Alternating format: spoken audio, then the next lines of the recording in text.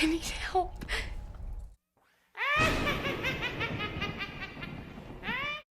The movie begins with a couple, Jesse and Gerald, traveling to a remote lake cottage in Fairhope, Alabama, so that they can give their relationship a try away from the city's tension. Seeing a dog on the road, Jesse tries to feed him with some meat. After taking a Viagra tablet, Gerald approaches Jesse and takes her inside before the dog can eat anything. The couple returns to the house but forgets to shut the main door. Jesse puts on a brand new nightgown before lying in bed. After taking another pill, Gerald is ready to spend quality time with his wife. I'm ready. To spice things up, Gerald straps Jesse with the help of handcuffs, but it seems like Jesse doesn't feel comfortable. Although she is a little taken aback by this, she continues to amuse her husband. After hearing Gerald's more nasty demands, Jesse gets upset and orders Gerald to stop it. She wants Gerald to unlock her handcuffs, but he says he won't do it, igniting a quarrel between them. Following a contentious fight in which Gerald accuses Jesse of not even attempting to reignite their romance, Gerald has a heart attack and passes away, leaving Jesse in handcuffs. At first, Jesse finds it unreal to believe, but when Gerald doesn't get up after a while, Jesse gets panicked. After seeing that Gerald's head is bleeding, Jesse realizes the truth and screams for help. As the couple is far away from the city in a remote cottage, no one is near to help them. Jesse tries her best to free herself so she can help her husband, but all her efforts are in vain. Meanwhile, Jesse hears the sound of footsteps and thinks that her friends Nate and Kelly, who also planned to come to the cottage, might have arrived. But it turns out it is the same dog Jesse tried to feed. As the dog comes close to Gerald and sniffs him, Jesse tries to shush him away. Being hungry for a long time, the dog bites Gerald's arm and takes out a piece of flesh to devour. While Jesse feels helpless and distressed, Gerald gets up with a wounded arm and accuses Jesse of letting the stray dog in the house. Jesse cries and apologizes to Gerald until she realizes that Gerald is dead and the body she has seen is just her hallucination. Gerald makes fun of Jesse by pointing out the realities of their tense marriage and his erectile issues. Soon, Gerald tells her she is just wasting her time by calling neighbors because she knows Nate and Kelly said they wouldn't be heading up until June. Moreover, the bed has already been made, the house is dusted, and the grass is cut and fresh, so there will be no maids and gardeners for her help. Gerald's talk motivates Jesse, and she magically frees herself by yanking a hand out of a handcuff. It turns out it was just Jesse's imagination, and she is still trapped on the bed. Saying that her hand won't fit through the cuff, Gerald tries to depress Jesse but is stopped by Jesse's soul, who advises Jesse not to give up.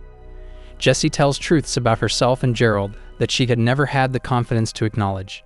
As Gerald and Jesse talk about Gerald's Viagra pills, Jesse remembers how her husband placed the water glass on the bed shelf. Jesse carefully manages to hold the glass in her hand, but unfortunately, it can't reach her mouth. When Jesse feels helpless, Gerald makes her remember the tag of her brand new slip. After taking the label from the bed shelf, Jesse folds it into a straw and manages to drink water. Jesse's soul advises Jesse to save some water for later. As Jesse is exhausted, she falls asleep to fade away the pain. She wakes up with a disfigured man standing in the dark room, holding a bunch of bones in a box.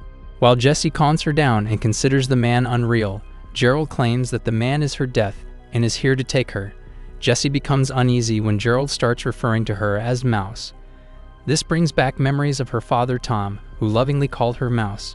She is 12 years old and is on a family vacation at a lake home with her siblings and pregnant mother. When Jesse refuses to go on a boat ride, Tom decides to stay with her so they can watch the eclipse together. Jesse's mother, Sally, leaves for a boat day with her other kids while we see Jesse watching the solar eclipse. Suddenly, Tom proposes to Jesse sit on his lap, as she did when she was younger. The bitter memories of his father masturbating awaken Jesse in excruciating discomfort from cramping and reduced circulation. After Jesse recovers from the cramps, Gerald inquires why Jesse didn't tell him about her trauma. With tears in her eyes, Jesse claims that she managed to handle the situation. Gerald, in Jesse's mind, are dubious of her assertions that she managed the burden of keeping such a secret and that it had no impact on her marriage, even though she wed a guy who looked just like her father. As Gerald talks, he points his finger towards his blood, which he thinks has left footprints on the floor, revealing that the disfigured man Jesse saw the other night was not death, but an actual man. Like she did that night, Jesse closes her eyes and gets a flashback of her father, who is sorry for what he has done to her. Claiming that he never touched Jesse but himself, Tom manipulates Jesse into agreeing to keep his actions a secret. Jesse gets back in time and sees the dog coming toward her. Suddenly, the dog jumps on the bed and bites Jesse's leg, but she manages to kick him away. Gerald approaches and advises Jesse to do something before the dog eats her alive. According to him, the disfigured man she saw will come again tonight. Jesse apologizes to the young Jesse for what she had to endure in her childhood. Young Jesse wants Jesse not to apologize but to remember something. Jesse bursts out in tears and reveals how she was disgusted by every shame-filled glance her father threw her way. It turns out that her father sexually abused her, but she was afraid to tell anyone. She was scared that if she said anything to anyone, her father would also target her little sister, Maddie, and steal her childhood. As Sally was pregnant, she wouldn't have the courage to bear the truth. In order to protect her sister and mother from pain and death, Jesse admitted the bitter reality and let her father do whatever he wanted. After the incident, Jesse never felt like part of the family again. Tears fall from young Jesse's eyes, and she advises Jesse to remember the time after the eclipse. At the dinner table, when Sally talks about how fun she had on the boat, Tom claims that he and Jesse also enjoyed the eclipse. Seeing her monster father lying and getting close to Sally, Jesse breaks the glass in her hand, resulting in blood loss due to a big cut. Jesse understands what young Jesse wants to tell her. When Jesse thinks of cutting her hand, her mind instructs her not to take the step as it will hurt. However, Jesse believes that the blood is as slick as oil until it clots, which can help her free herself before the visitor with bones can come tonight. Jesse holds the glass and smashes it against the bed shelf, causing it to break. After sticking a piece of glass on the shelf, Jesse peels back the flesh and lets her bloodied hand slip through the cuff until she is set free. By moving the bed to the other side, Jesse manages to take the phone, which is now useless due to its dead battery. Suddenly, Jesse gets an idea to use the handcuffs key, which is placed on the table. Using her wounded hand, Jesse grabs the key and unlocks the handcuff. Jesse rushes towards the sink and drinks water, using a sanitary pad to cover her wounds.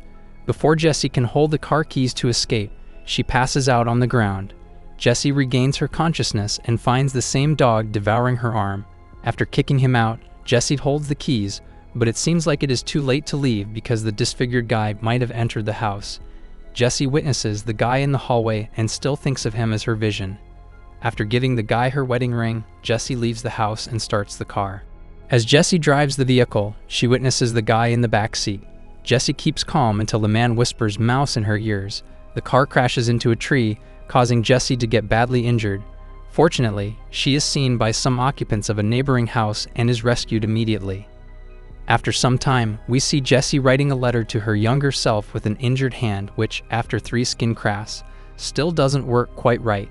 While writing the letter, she explains her journey from the incident till now. The doctors, cops, and even the reporters accepted her amnesia, considering that the person who undergoes trauma often blocks out memories. The coroners confirmed it was a heart attack and a long time coming. The insurance paid, the headlines faded, and life went on. However, her life was not normal as she saw the creepy monster every night before going to sleep. If it wasn't him, if it wasn't his face keeping her from sleep, it was the question that made her think who the disfigured guy was. She was more frightened and confused because, in all the reports and all the cops that combed through that cottage, they never found Jesse's wedding ring. Jesse's days got better, and she took her insurance money to start a foundation for girls and boys who were sexually abused. While her charity work helped her days, she still sat up at night from the fear of the disfigured man. After 6 months of being a widow and months of living death, Jesse went through the newspaper headlines, which stated that the crypt creeper she saw in the cottage was captured in Alabama. After her research, she learned about the reports of graveyard vandalism 2 years ago in the backwoods of Alabama. She had never heard of the crime before. Raymond Andrew Joubert, the disfigured guy, was breaking into crypts and mausoleums of small-town cemeteries with drills, bolt cutters, and hacksaws, and stripping corpses for jewelry. As the months went by, his crime escalated, and incidents started being reported in Louisiana. Joubert suffered from acromegaly, progressive enlargement of hands, feet, and face when pituitary glands go into warp drive. It caused the forehead to bulge and abnormally long arms that dangle almost to his knees. When the police went to his only known address, they found no one but his sister and her husband, who he called his mommy and daddy. He had scalped them both and eaten most of the daddy. Besides the dead bodies, the police found 50 bell jars containing ears, lips, and fingers. As his targets were primarily men, he spared Jesse that night. As Joubert is being arraigned in court, Jesse approaches and calls him for his attention. It seems like Joubert also remembers Jessie when he invaded the house that night. Jessie can clearly see her father's and husband's faces on Joubert, revealing that they were monsters who ate her instead of protecting her. After saying, "You're so much smaller than I remember," Jessie strides triumphantly out onto the street with the sun shining on her head. Overall, Gerald's Game is an excellent movie with a mystical storyline, making it even more interesting to watch. After going through a lot of trauma and distress, Jessie finally found a way out of her miserable life. She not only made her life worth living, but also of those who faced the same fears and trauma of sexual abuse as she did. Thanks for watching another Essential Recap. Please like and subscribe, and leave a comment what you'd like to see next.